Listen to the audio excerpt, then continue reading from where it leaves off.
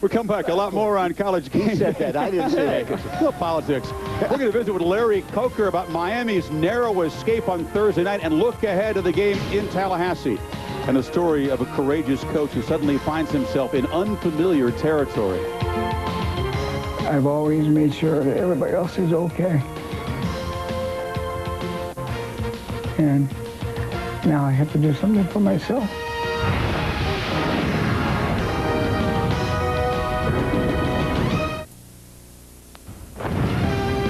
You're watching College Game Day, built by the Home Depot. Every football coach should spend time with Dan Allen of Holy Cross. It would give them a new perspective on a blown call or a drop pass and a new appreciation for how much it means to walk the sidelines, to hug a player, to give a pep talk, to even draw up a play on the chalkboard. Dan Allen can no longer do any of those things. It began with a headache a year and a half ago, and today Allen's body is ravaged by a mysterious illness that's not recognized by many doctors who say it's all in the patient's mind. But as Tom Rinaldi reports, it's what's inside Allen's remarkable heart that keeps him going.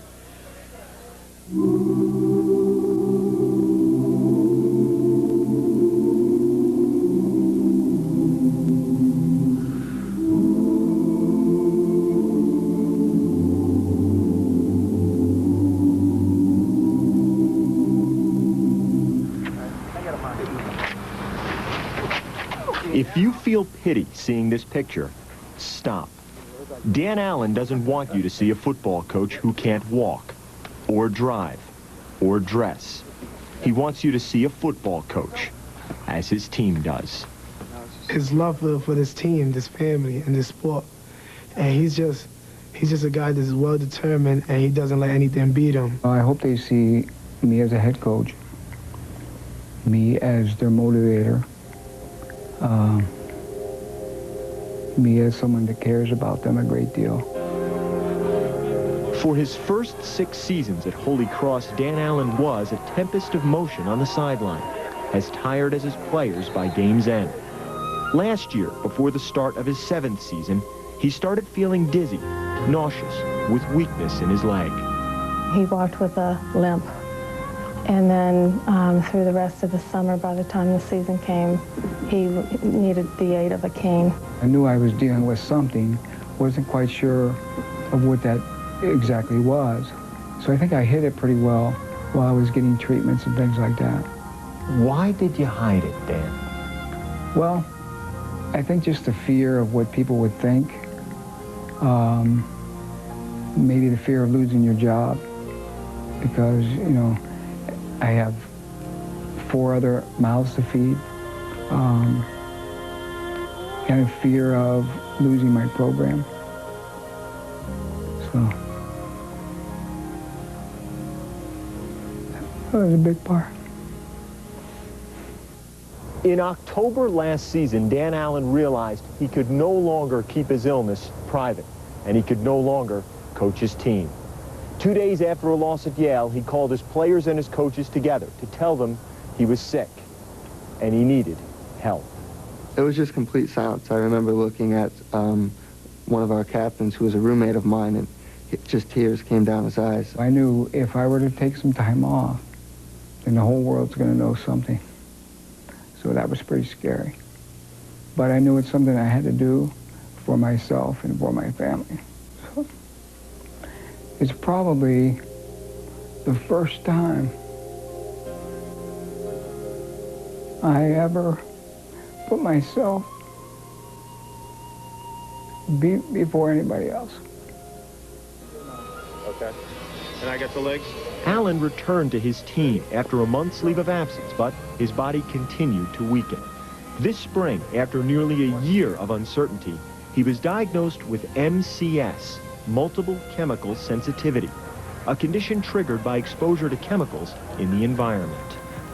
Other people with MCS are affected maybe with the point where they get sick for 2 or 3 days. Maybe they can't function because they smell perfume or pesticides. In my case, I'm more severe because it has affected my neuromuscular system to the point where I can't walk. Hats off, take a knee, guys. So, with a body that continually denies him, he coaches from the neck up. Conducting practices from his golf cart. He still holds film sessions with his coaches, and at home games sits atop a sideline platform at the 50-yard line. The game he controls, but little else. He needs to be helped in a chair, out of a chair, in bed, out of bed, in a car, out of a car. You know, he needs assistance, eating, with everything. It's been very difficult to ask for help. That's probably another reason why I've kept it to myself and my family as long as we have. But I knew that my wife needed help.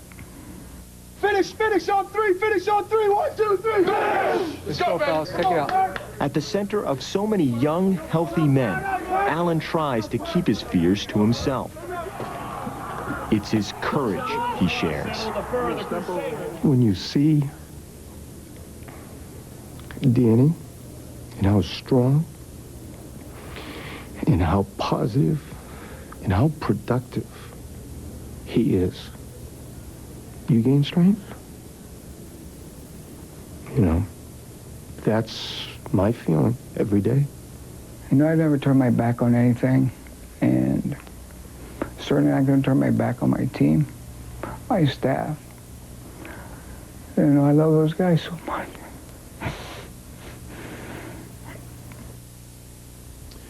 Dan Allen is improving slowly. They're using some holistic medicine on him, but insurance doesn't cover a lot of it. Finance is a very real concern for Allen. He's had to take out a second mortgage. His contract runs through the end of next season. Today, Holy Cross will take on Yale. And here's what's also remarkable. Despite his condition, Dan Allen coaches the basketball team of his teenage son, Taylor. We wish him the best.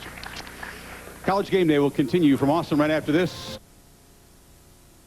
How fast and to what extent I will get back on my feet really remains to be seen. Mike Dowling brings us a profile in courage. Holy Cross head football coach Dan Allen. You're watching News Center 5 at 6. Local live coverage you can count on.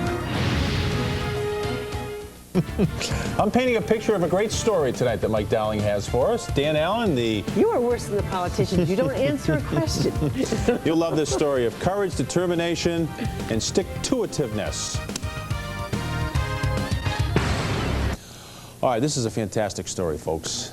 The Holy Cross football team is having a tough season on the field, but the struggles of the team pale in comparison to the plight of their very popular head coach, Dan Allen, who has been fighting a daily battle to overcome a rare condition.